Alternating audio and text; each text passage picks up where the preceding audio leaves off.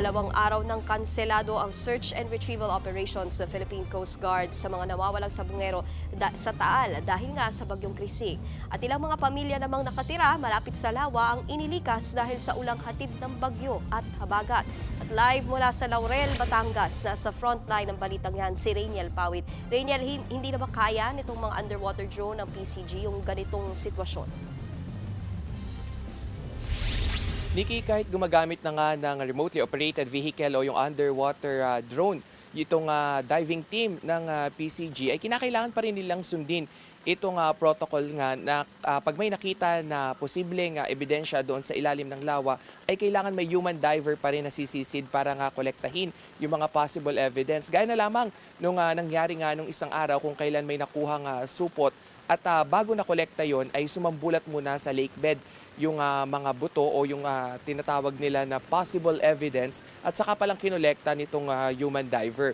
Pagdating naman sa panahon, simula kaninang umaga ay naging maulan na nga dito sa may lawa ng Taal sa bahagi ng Laurel, Batangas. At ito na rin yung dahilan kung bakit sa dalawang magkasunod na araw ay sinuspindi na itong search and retrieval operations ng PCG para nga doon sa mga nawawalang sabungero. Sabi naman ng PCG, isa sa kanilang nakikita ng dahilan kung bakit kailangan ng kanselahin ito ay dahil kahapon sinubukan pa nilang dalhin sa ground zero yung ROV o yung remotely operated vehicle para sana matest nga sa mga ganitong sitwasyon. Pero kinol off na to ng DOJ para na rin sa kaligtasan nga ng lahat dahil malabo na yung tubig at mas malakas na yung current sa ilalim. At pagdating naman sa lagay ng mga residente dito dahil pa rin sa habagat na pinalakas nga nitong bagyong Krising, meron ng 21 pamilya na malapit dito sa lawa yung nagkaroon din ng preemptive evacuation simula pa kaninang madaling araw. At ang nakakuha naman tayo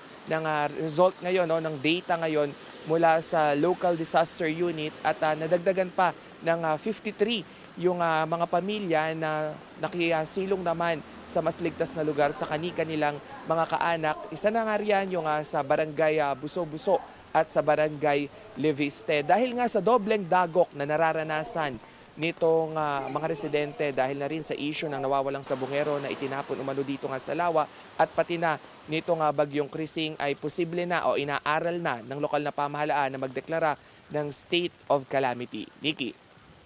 Yan ang Express Report ni Rainiel Pawit.